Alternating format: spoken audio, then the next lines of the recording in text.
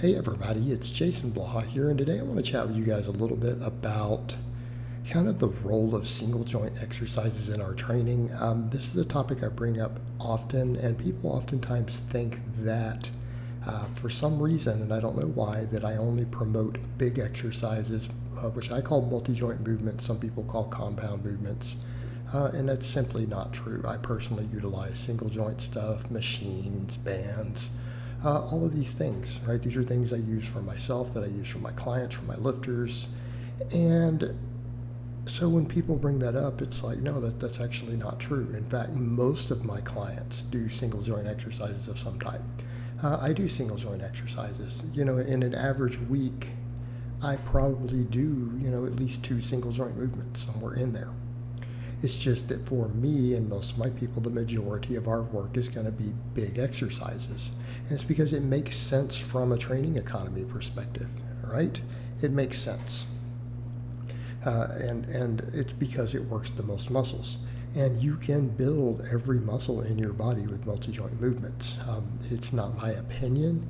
This is what research is showing at this point, that as a whole, single joint exercises do not, I repeat, do not build more muscle than multi-joint movements in the target muscles. It's that in some cases, a lot of single joint movements might work heads a little differently. Certain heads get a little more emphasis versus a specific multi-joint movement, or maybe you don't have the tools available to work that head with a multi-joint movement, right? And that's oftentimes the case, and that's okay. And in that case, that's where single joint stuff comes in.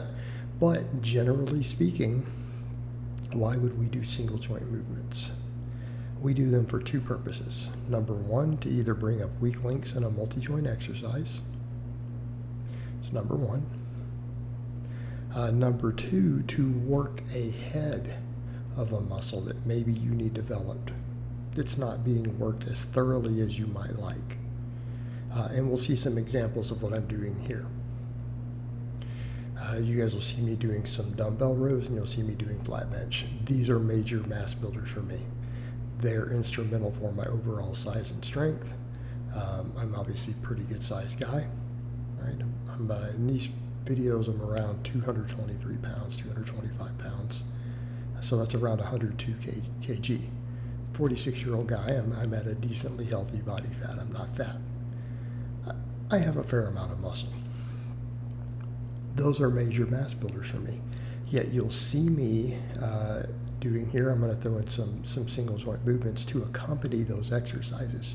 You'll see me doing skull crushers in this video. And again, these are from different workouts. These weren't all done in the same day. They were within a 2-week block. You'll see me doing skull crushers, and you'll see me doing some hammer curls. So let's look at what we're getting out of these. What are we doing here? All right, the hammer curls, really you're not working anything special that the rows are not. However, when we start looking at me, obviously my biceps are a bit of a weak link. My grip can be a weak link. I have a very, very thick back. Been commented on many times in the times I am seen shirtless. People know that. My back is arguably my largest muscle group. Right? I have a big, thick back. I don't need a lot of extra work there, and whatever I need there gets handled by my deadlifts and things. Not really a big deal. So we would look at the row and go, what tends to limit my ability to dumbbell row? My grip, and sometimes my biceps. Sometimes my biceps get fatigued.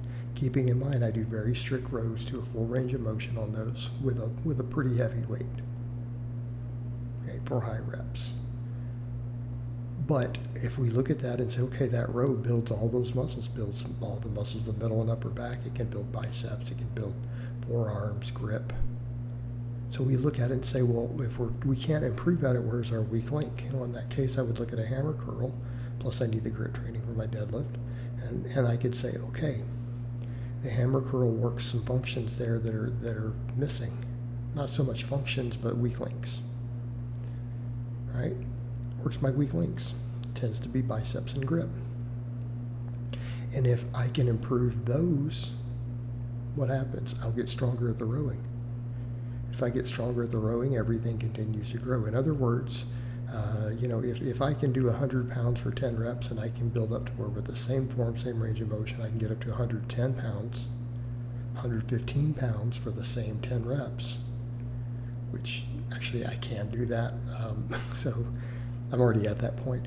But you guys see where I'm going with that. What will grow? Everything will grow. All of those muscles will grow because the workload is improved. We have progressive overload. But we have to look at it and say, what's missing? Well, work on those weak links, and the hammer curls are one of the exercises that can address that weak link. So like things like power curls for it. So we add hammer curls. It's a good place for a single joint movement. All right, bench press, slightly different. Yes, I need more tricep on my benching.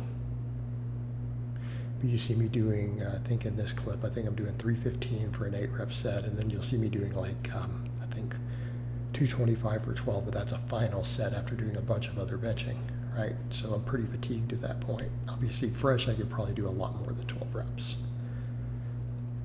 But we look at that and we know what's being worked. High rep benching, it's going to work a little more chest than our lower reps. Anything 8 plus, and that's all 8 plus. Works a lot of pec, a lot of front delt. Triceps get worked, but then we would say, well, which part of the tricep is not getting worked? Well, for rep work on benching, we know that studies show that the long head doesn't grow as much as, say, a tricep extension does. That skull crusher hits the long head. And again, people will look at that and go, so you're saying it builds more tricep? No, that's not what the studies show. Research shows it builds the long head more than the bench. The bench builds the lateral head more than an extension. So this is an example of we could accompany these together and say, well, if we want the biggest triceps possible, why don't we find what head is getting worked the least from that multi-joint exercise and pick a really good single joint movement that still works the whole tricep but puts more emphasis on that head. Well, then we have a winning combination. Because in this case, the benching will build my pecs and front delts and everything more than enough. Triceps tend to lag a little bit. I don't always have the best arms. Right? I'm not known for having massive arms relative to the rest of my body. Also improve my benching potentially, because if it can be a weak link for me on the benching sometimes. So we add that exercise in. We've now taken our big multi-joint movement, and then we found a head of one of the muscles that's lagging, and we can add a single joint in to bring that muscle up for more balance. Again, not that I care about that so much because I am a strength athlete, but are we trying to get as big as possible? Okay? These are the roles that we fill in with single joint movements. What I don't usually recommend is people do 2 different single joint movements for a muscle when they have a big exercise, right? You don't need all that. You need to find one. And it's not for every muscle. You need to look at your weakest links, your weakest heads of certain muscles and go, okay, where do they need the work? That's where I should put the smaller exercise in, because the big movements can build everything. We want to be efficient. Okay, that's efficient use of those movements, saying where's the best place? If I'm going to do 2 single joint exercises per week, where's going to be the most bang for my buck? And that's where you put them.